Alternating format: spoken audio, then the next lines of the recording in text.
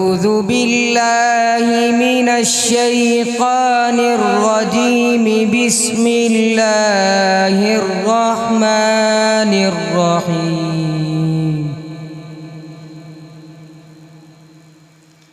الحمد لله الذي وهب لي على الكبر إسماعيل وإسحاق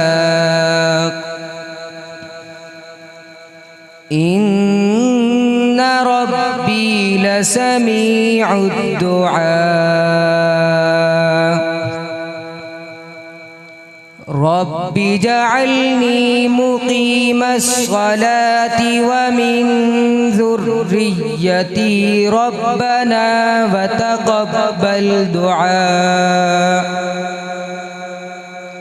ربنا اغفر لي ولوالدي وللمؤمنين يوم يقوم الحساب صدق الله العظيم